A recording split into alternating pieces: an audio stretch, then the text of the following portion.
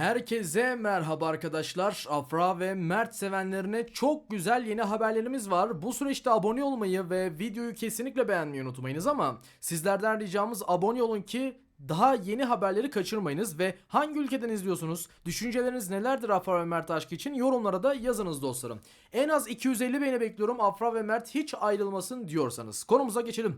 Dostlarım, Afra ve Mert aşkı gayet güzel bir şekilde ilerliyor. Aralarında hiçbir sıkıntı ve sorun yok. Bunu zaten her gün dile getiriyoruz ve bu videonun başında da yine dile getirmek istedim. Sizlerin haberi olsun. Hatta ilerleyen süreçlerde Afra Saraçoğlu ve Mert Ramazan Demir arasında bir evlilik, bir nişan tarzı bir şeyin de yaşanma ihtimalinin olduğu söylenenler arasında. Bakın bu da çok önemli bir gelişme. Afra ve Mert aşkı zaten devam ediyor. Bunu hepimiz biliyoruz ama ayrıyetten bir de Afra'nın Mert ile birlikte bir evlenme durumu, bir nişan veya nikah yapma durumlarının olduğu da bayağı bir gündem arasında. Afra Saraçoğlu'nun sosyal medya hesaplarına, X platformuna vesaire fotoğraflar atılıyor ve Afra'nın fotoğrafları atıldığında Mert'in işte karısı, işte ne bileyim Mert'in fotoğrafları atıldığında Afra'nın kocası gibi bu tarz deyimler var. Yani artık takipçiler ve fanlar da Afra ve Mert'in aslında bir aşk yaşadığını kabullenmiş durumda. Sosyal medyada da bunu çok rahatlıkla görebiliyoruz.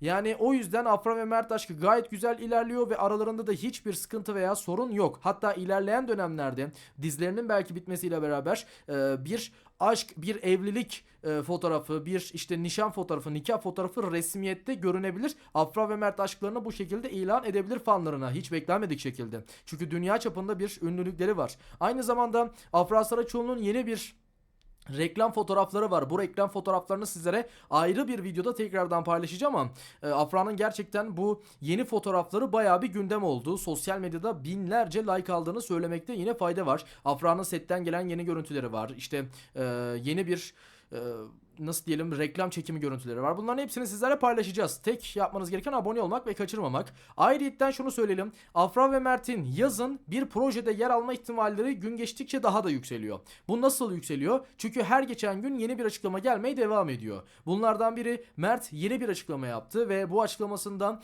yazın bir proje olabilir açıklamasını, yani projenin sinyallerini verdi aslında Mert Ramazan Demir ve gerçekten güzel bir proje olacaktır. Ve Afra Saraçoğlu ile birlikte de yapımcılardan gelen istekler, yönetmenlerden gelen istekler Afra ve Mert'i gerçekten bir arada göstermek. Çünkü Afra ile Mert bir araya gelince inanılmaz bir izlenme rekoru.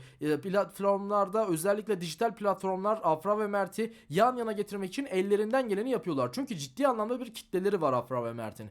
O nedenle yazın gerçekten bir dijital platformda belki kısa bir süreli bir dizi, kısa veya bir film tarzı bir şey görebiliriz. Afra ve Mert arasında benim düşüncem bu yönde. Yaz ayları geliyor. Artık yavaş yavaş Abi dizisi de sezon finaline doğru gidecek yüksek bir ihtimalle. Tahminimizce bu sezon final yapmayacak gibi duruyor Afra Saraçoğlu'nun dizisi. Eğer final yaparsa yazın Afra ve Mert'i bir projede görme olasılığımız çok daha yükselir. Bunun da sizlere bilgisini ve müjdesini verelim. Mert'in dizisi zaten yüksek bir ihtimalle final yapıyor artık. Ama Afra'nın dizisi de sezon finali yapmasını bekliyoruz ama final yaparsa, beklenmedik şekilde final yaparsa Afra'nın dizisi de yazın veya önümüzdeki sene Afra ve Mert'i yeni bir projede görme ihtimallerimiz çok yüksek. Özellikle şöyle söyleyelim.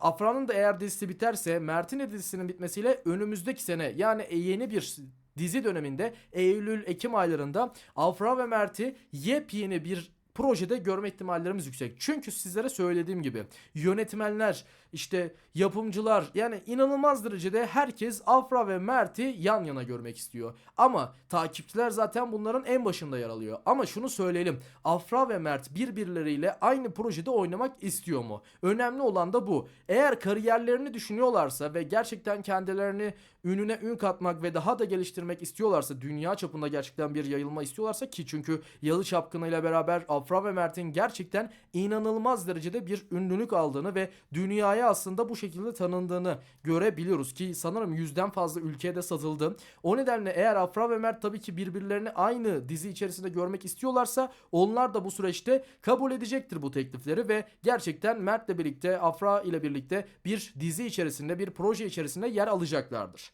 Şu anda tabii ki ne kadar sevgili olduklarını söylesek de, aşk yaşadıklarını sizlere belirtsek de genel olarak resmi bir görüntü halen daha yok. Ancak magazincilerden ve habercilerden gelen haberlere göre, yine bizim de araştırmalarımıza göre Afra ile Mert'in gerçekten bir aşk yaşadığını sadece söyleyebiliyoruz. Ama bir görüntü olmadığı için bunu resmiyette de bir şey yapamıyoruz.